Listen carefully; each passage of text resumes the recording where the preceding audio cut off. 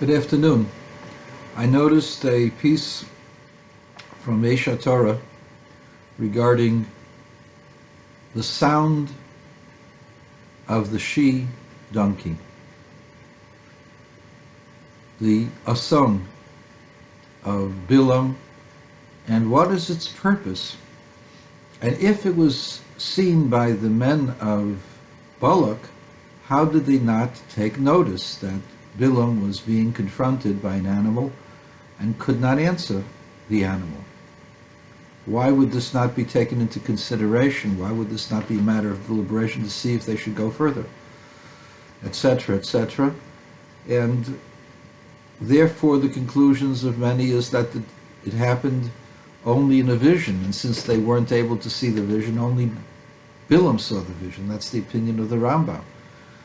But that's not the simple conclusion of the verse. It's not the simple message that the Torah has. Furthermore,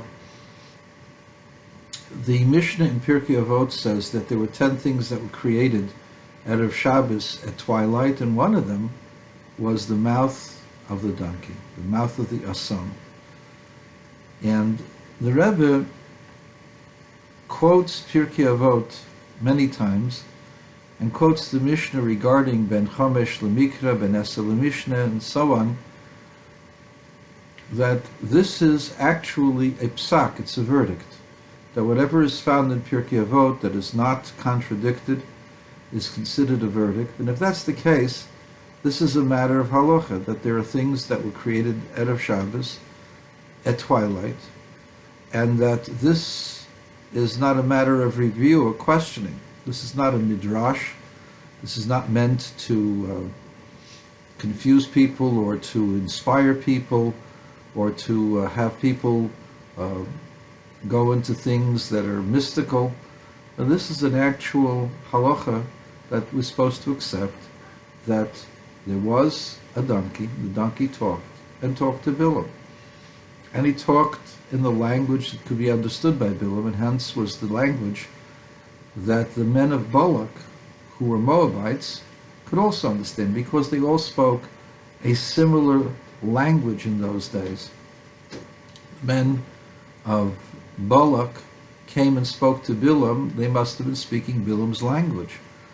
So this approach that the people of Balak did not understand and did not see is simply not true. Cannot be, because the Mishnah in Pirkei Avos says halacha, and therefore you have to have a different perspective on this. So what is the perspective? I've had this on a video previously. I called it the sound of the jackass, but it's not a jackass. Jackass would be a male. It's the sound of a female.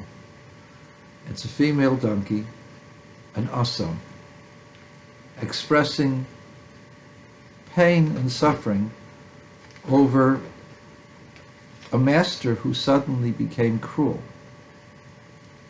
experiencing something that was unnecessary, that was harsh, that was uncalled for, that was really an expression of a lack of gratitude, because she had accepted her role. Her role was that more of a not of an animal, a beast of burden, but became a companion to Bilam, because due to his immersion in the black arts, Bilam engaged in a form of bestiality that encouraged carnal connection with animals as opposed to people. Bilam, I don't have a recollection of him having children and or having married. Bilam essentially believed that human sexuality had potent abilities that could only be harnessed when violated by bestiality, and that he was able to gather powers from this. And so the Asan was a victim of his own personal desire for not just dominance of the species, but dominance over other people, utilizing the office or the victimhood of an animal, a poor animal, in order to further himself. So Bilam was a man who used the Asan, used it for his own purposes, and the Asan submitted because the Asan was a loyal subject, a loyal animal who loved the master, because that's what animals do when they are tame. They are loyal, and they love the one that feeds them. And this Asan felt violated because it had submitted to everything, to every degradation that could possibly be in her own life, and submitted to everything he wanted. Why? In fact, she was protecting him from the dangers of an angel that was dressed as a warrior. She had been protecting him from that, did not understand why he was beating her. And so the Asan opens up, and the purpose of the Asan is not just the voice of an Asan, not just a voice of protest to object to what he's doing now, but it is an objection to a selfish mankind looking at the world only as a general treasure vault for their own personal desires and wants, without looking to see if they have a right, a justification for utilizing those treasures. And what is the purpose of utilizing those treasures? See, Bilam utilized the world for his own personal greatness. He wanted to be the greatest man of the world, the most powerful man of the world, the man of God. And therefore, anything that helped him in this advancement to be the man of God, to have godlike power, because he could be the channel of God, he could harness the powers that God had unleashed into the world, or that he could learn how to become one with God so that God would favor him.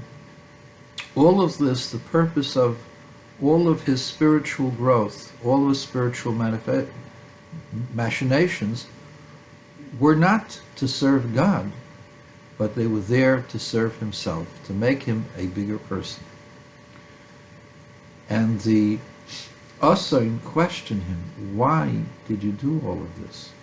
Why are you such a person? Why are you such a selfish, totally self-focused individual, and taking it out on me when all I've done is given you everything I've had?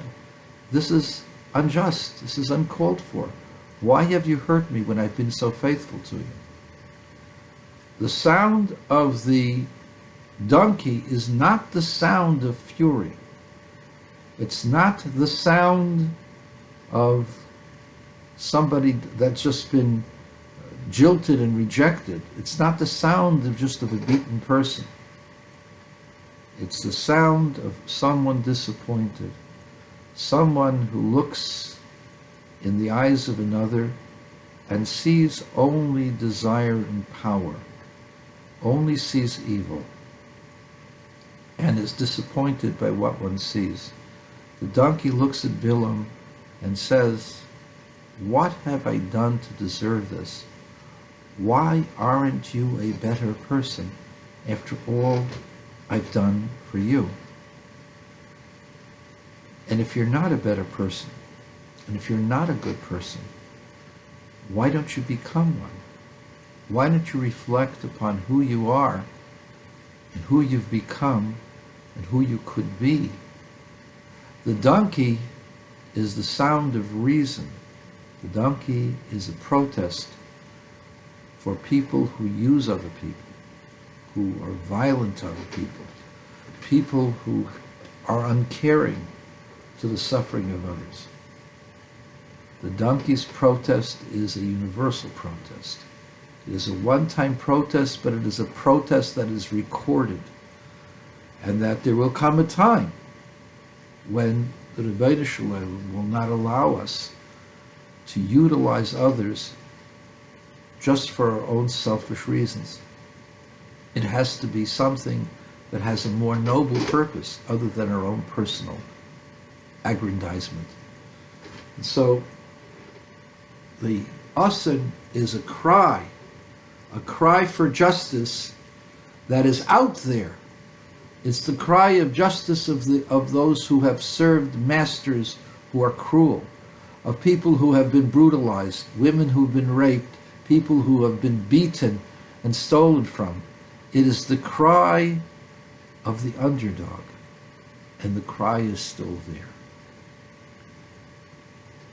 So why did the people of Balak not take notice?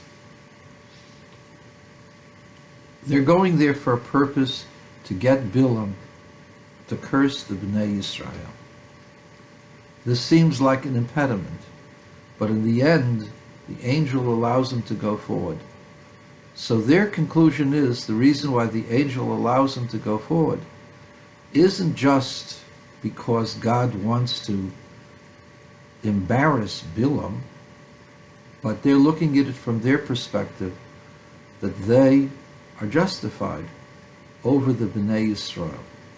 You see, they are the children of Lot.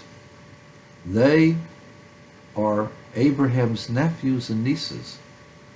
And they feel that the greatness that God has given Abraham is unjustified because they deserve to have a share in that greatness. And that the children of Abraham should not be given authority and sovereignty over them. They believe in the justice of their position, as most nations who fight with other nations feel justified over them.